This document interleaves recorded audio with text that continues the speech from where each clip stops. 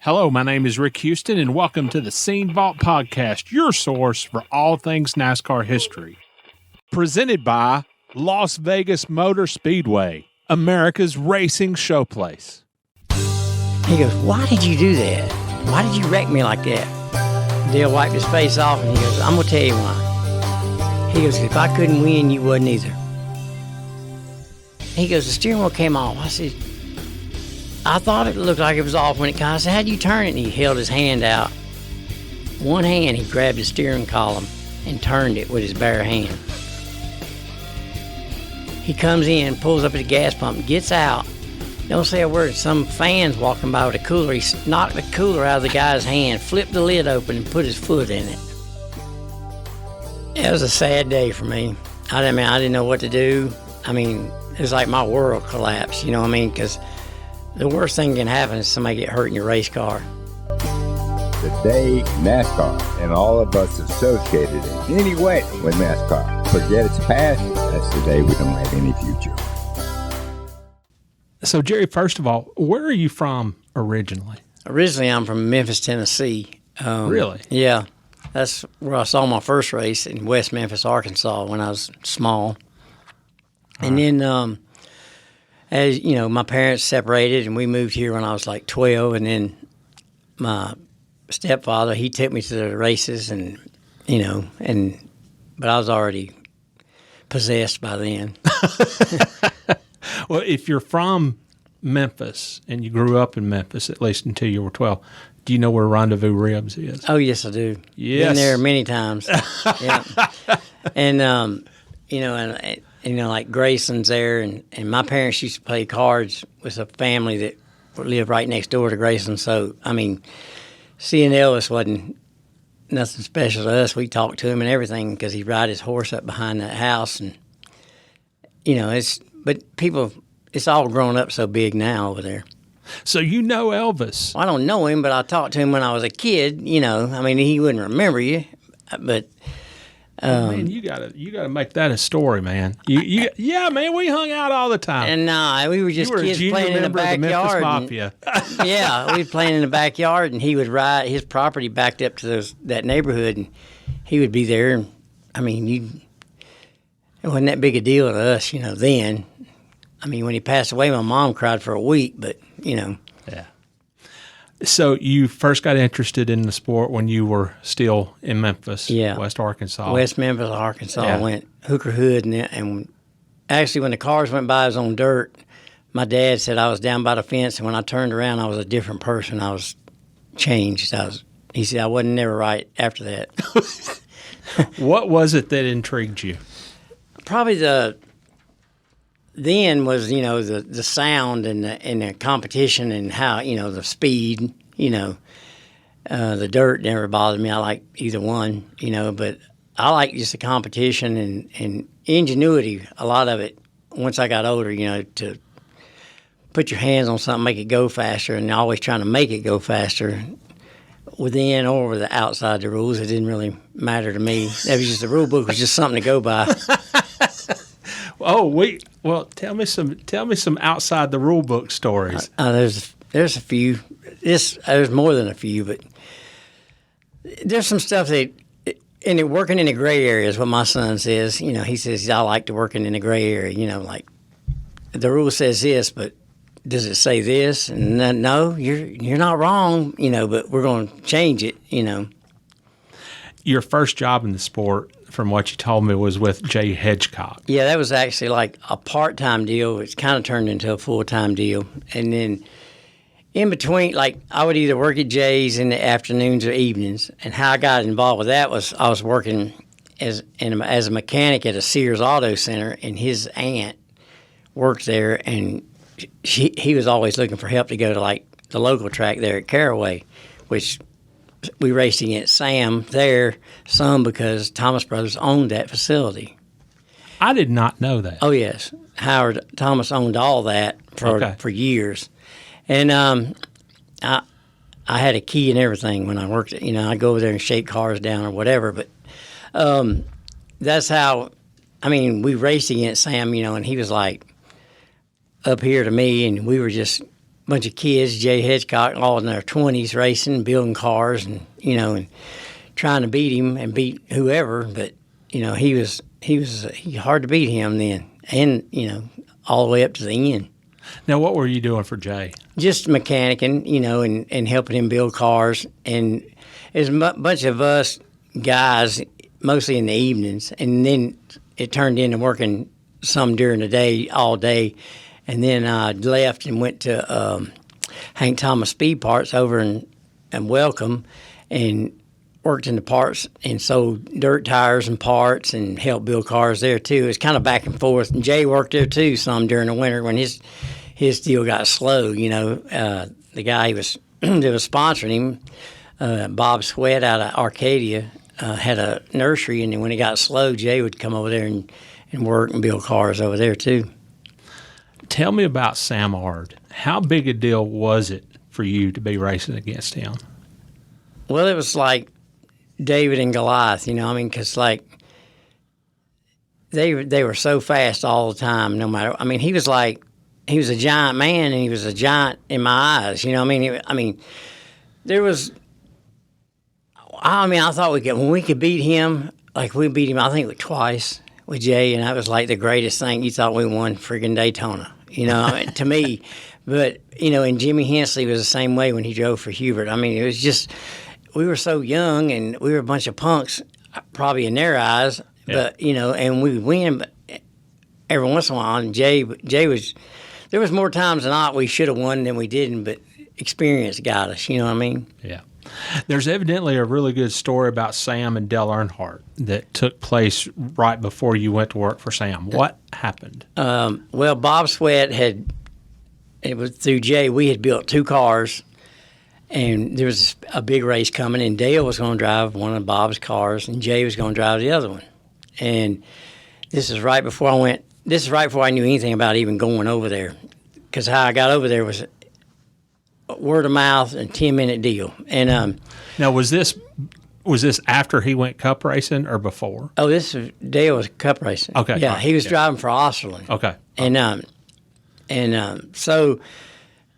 Childress Richard had drove the car previous race there or whatever, and Dale was going to drive it. Okay, so we go, and it's a big race. I think it might have been a national championship race. I'm not sure. But Jay was leading, and Billy Hensley blew up, and Jay crashed within Sam's leading, and Dale's running second or third or whatever. Well, the caution comes out,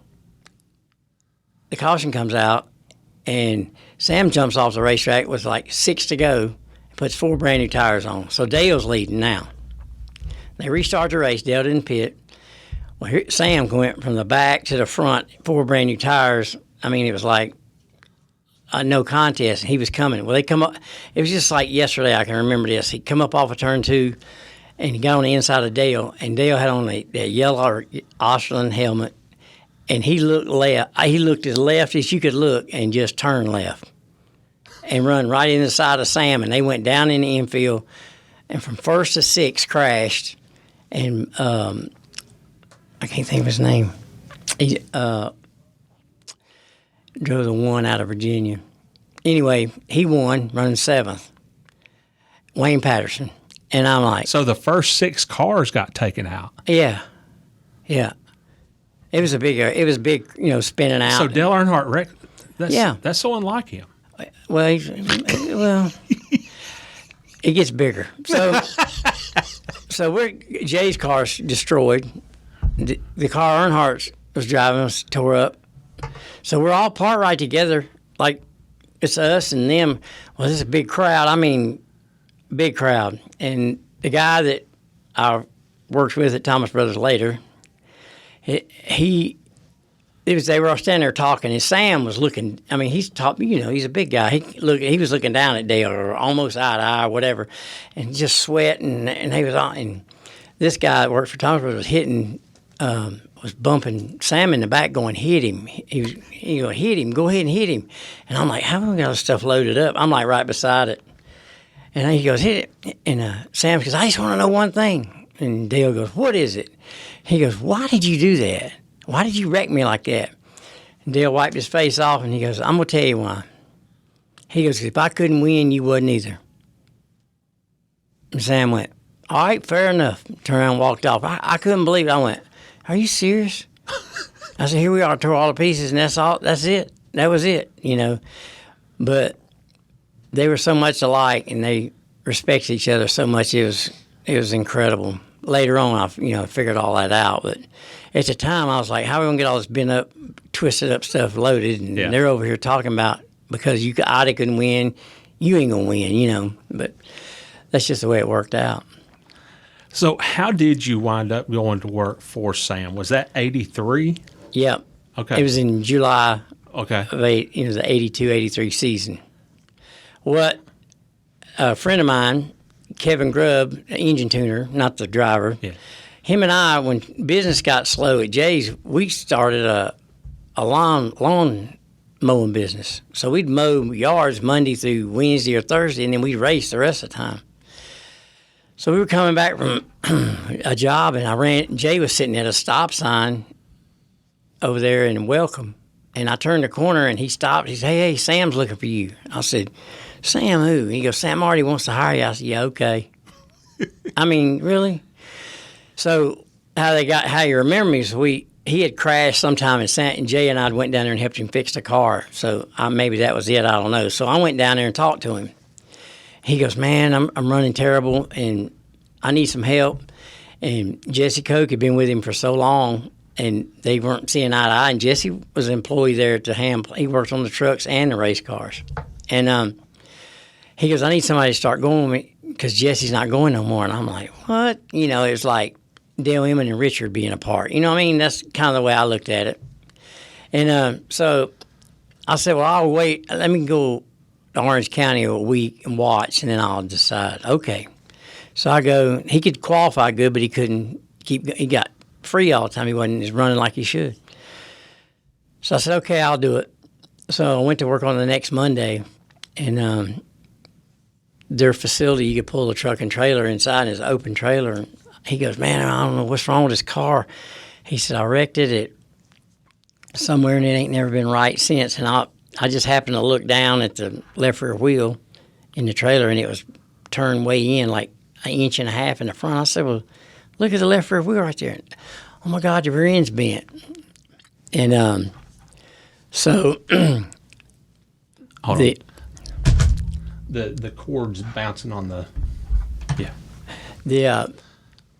I said the rear end's bent. So we had to go to Caraway that week, Wednesday, for that big race, 1,000,000 degrees hot outside. So there we was on Monday, jerked that car off the trailer, took the rear end housing out, and him and I both went over to Mickey York and DM York's junkyard and was rolling around trying to find a rear end housing because we built our own. So we fixed it, went to Caraway, sat on the pole, and that was the year that NASCAR had changed it where you couldn't change tires all the time. You had to run 200 laps on the same set. And here I am, 20-some years old. Sam sits on the pole, and he goes, he's running. Butch is there, Jack, all of them. I said, man, you got to slow down. It was a half a lap ahead. I said, you got to slow down. I said, you can't put tires on? I know what I'm doing. I said, okay, but you got to slow down. Well, Butch got there about 3 to go, kept getting under him, and finally, last lap, he turned him around coming off 4 because Sam just kept cutting him off. Sam spun out. Butch turned Sam around. Yeah, okay. And so for the win, and Butch won. Sam sitting down there at the end of pit road, it wouldn't start, because it's hot and all. He goes, you know what? On the radio, and I said, what? And he goes, I ain't never going to play golf with Butch again. And I'm like, what? I said, this is crazy. So, but he did, he's like, he wasn't mad about it after that. He's like, whatever. But we kind of got close, way closer than most people thought.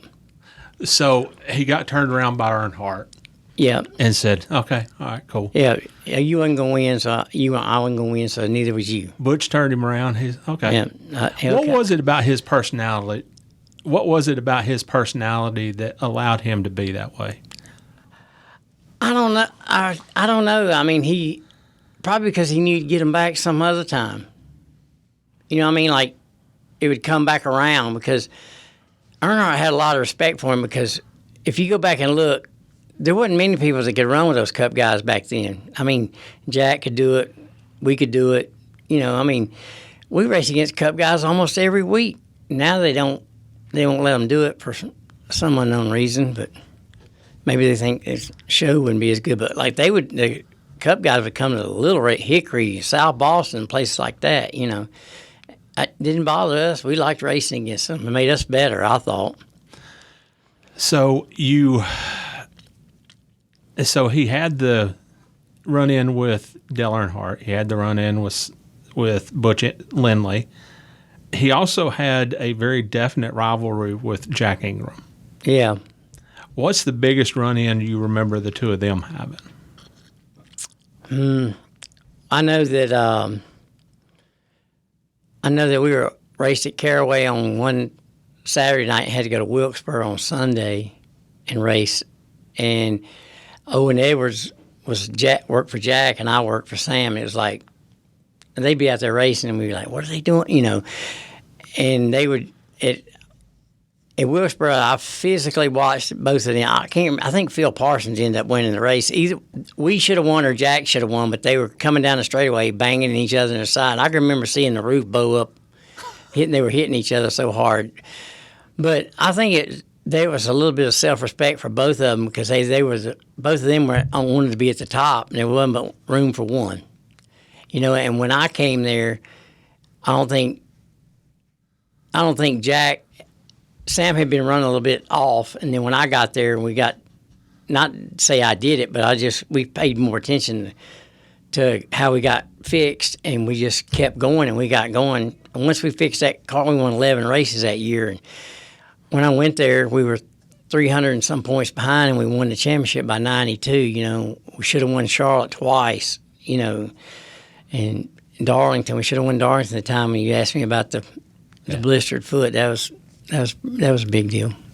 Tell me about Sam's lucky steering wheel.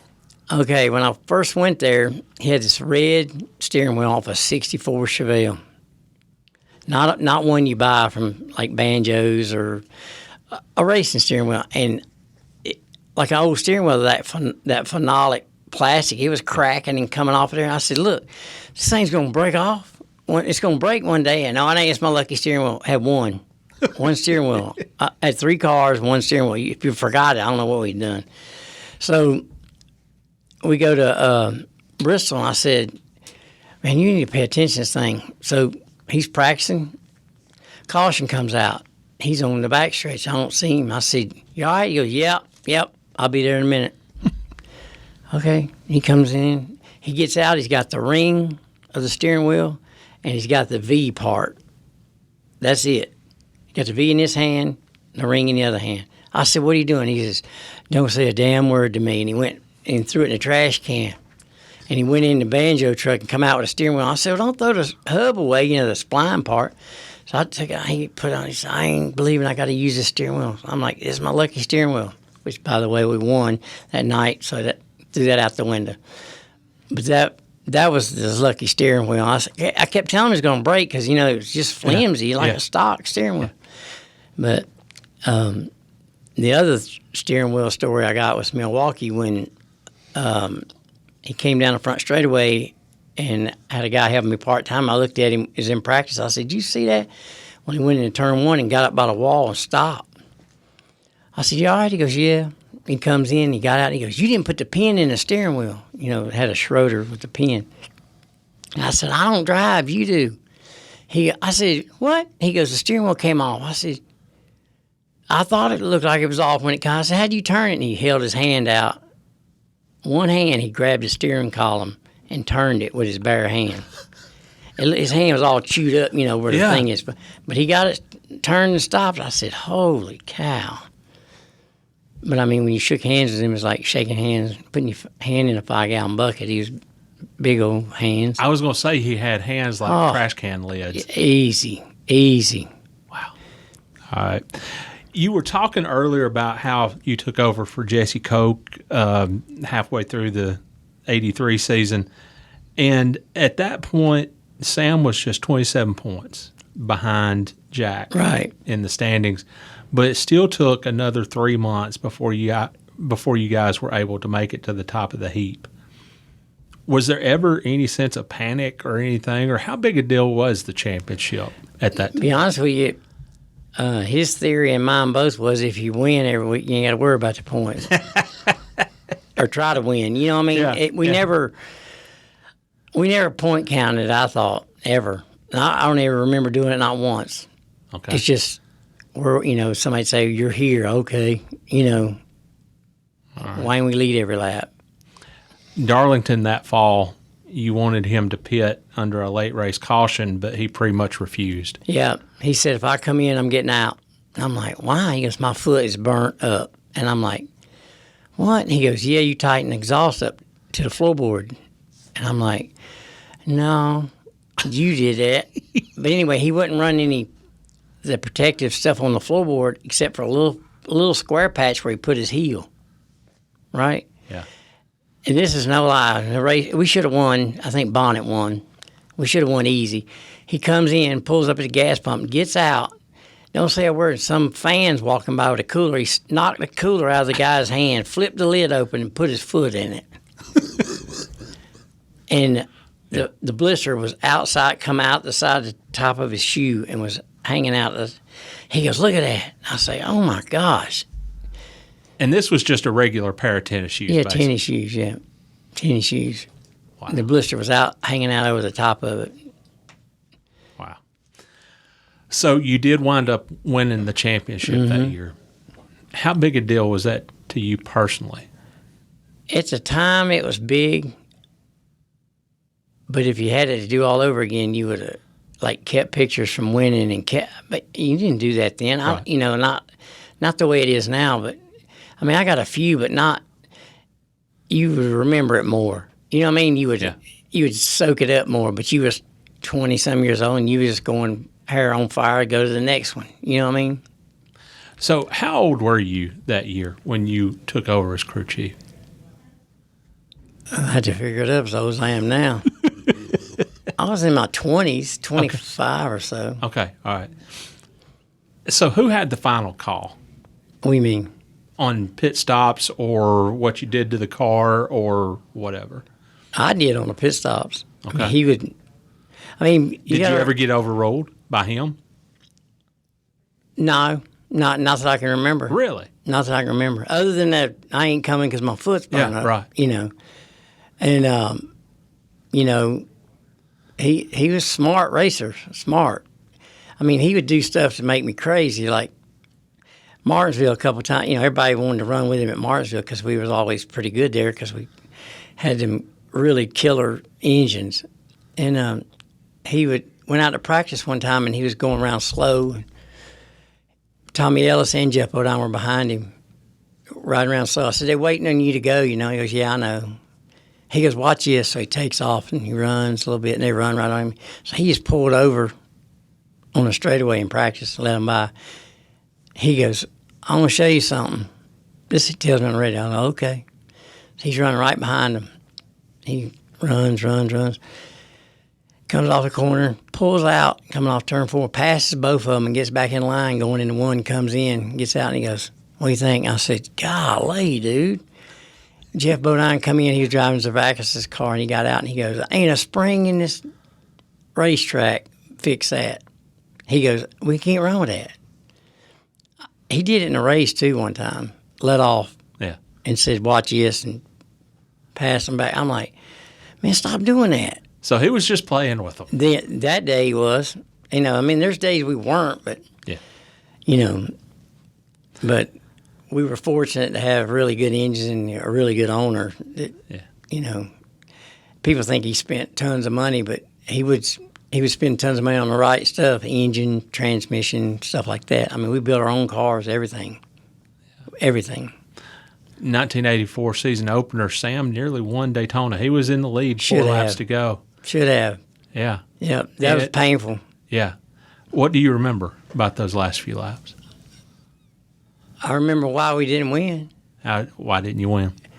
In practice, we had cracked a back window, so we had got some Lexan and made a back window, and while we were going to the store to get all that, Sam wouldn't run a fuel filter except from the fuel pump to the carburetor, and it was like an inline AC, 2 hose clamps, and I'm like, we need to change that because it's from last year, yada, yada, yada. No, it's fine. I said, no, it ain't. We need to change it.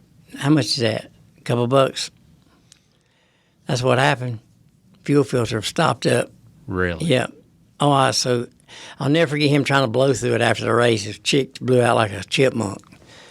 And we should have won that.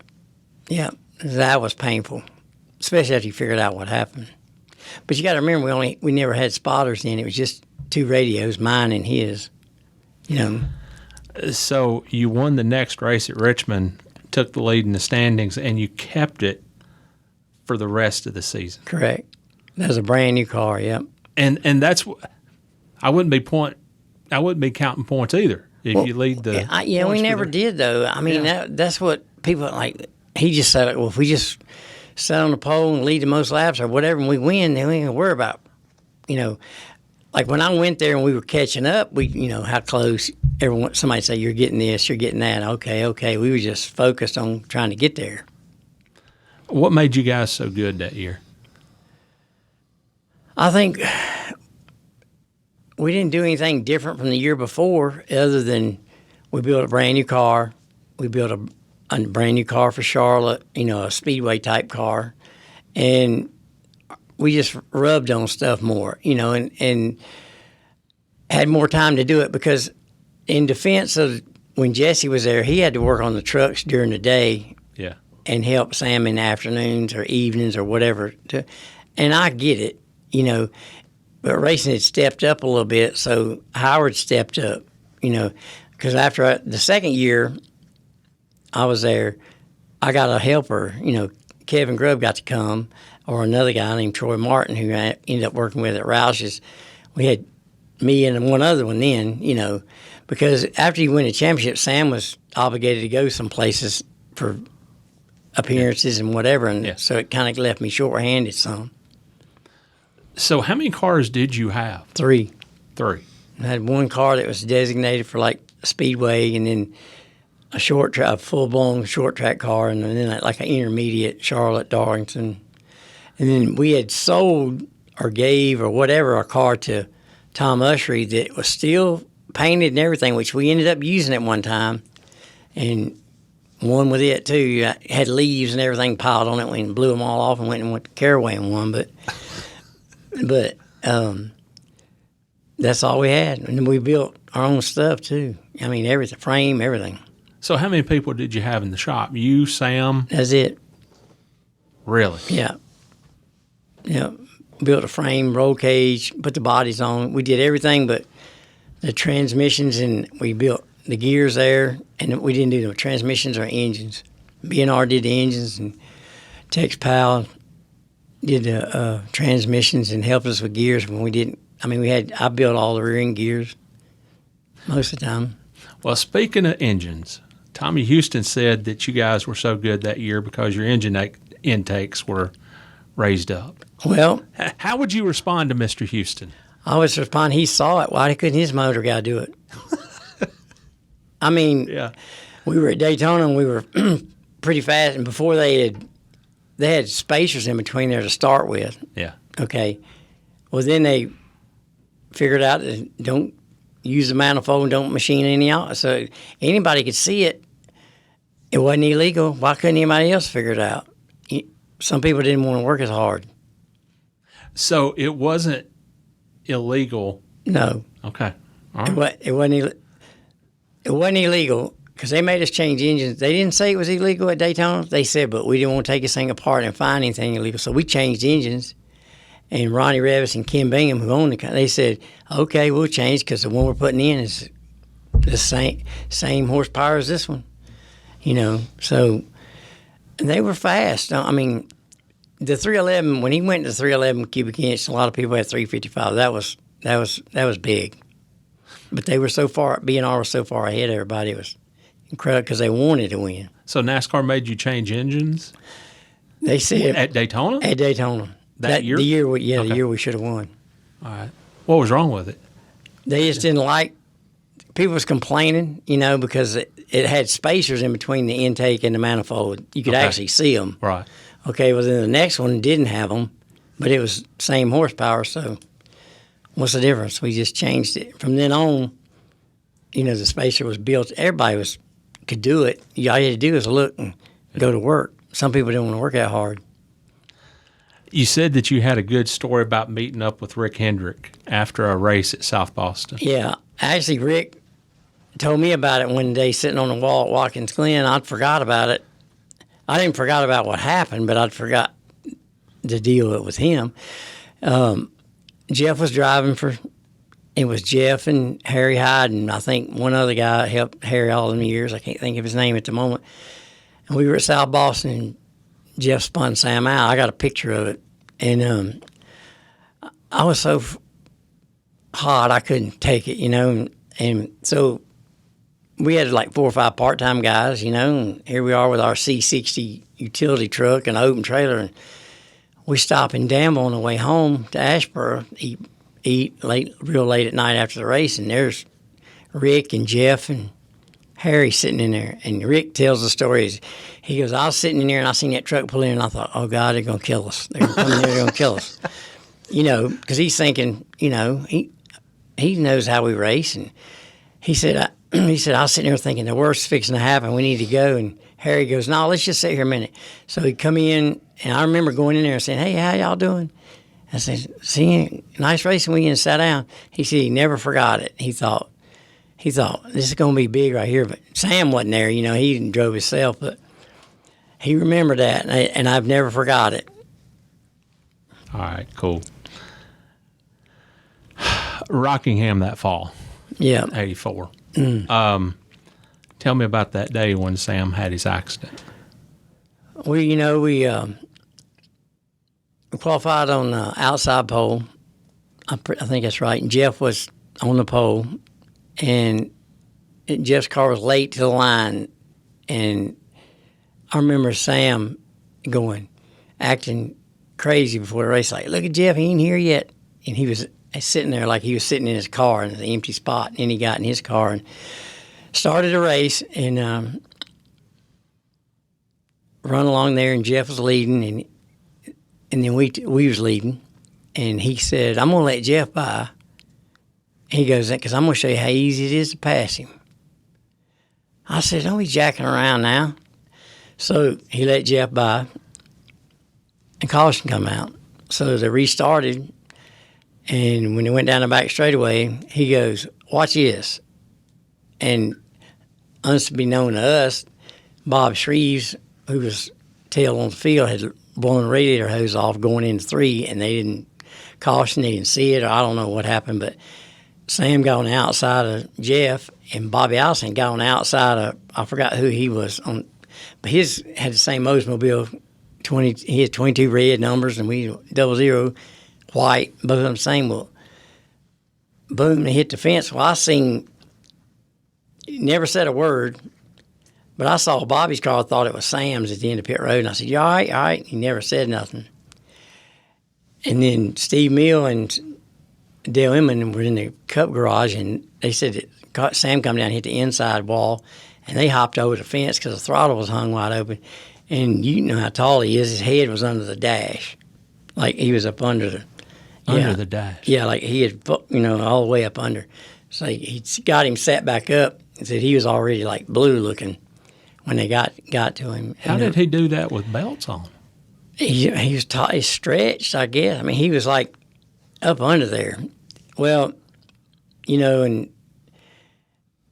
not much talk went on. He left, and we got the thing loaded up, and I'm like, I'm going. They wouldn't let me go in the hospital, right? They wouldn't let me see me, So I went all the way home. The doctor was saying he didn't hit his head, and I said, yeah. After I saw him, his eyes were bulged out, and I said, yeah, they did.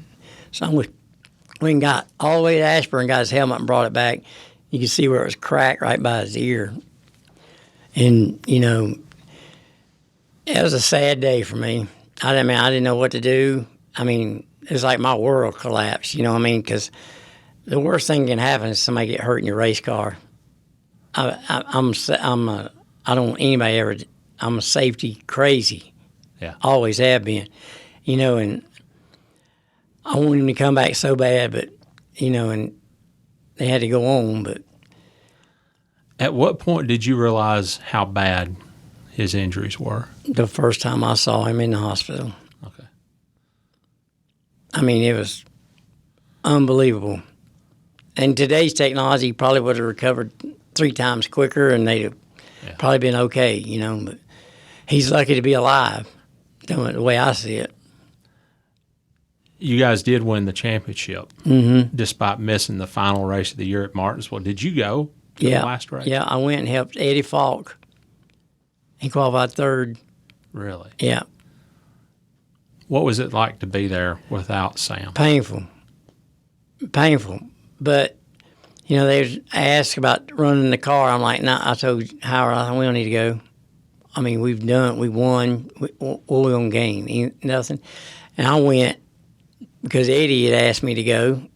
And Sam always liked Eddie, and he would help him, and, I went in the tower and talked to Sam on the radio and deal, hoping he was listening, and it was a tough time for me, to be honest, to be that young and, your whole world collapsed like that,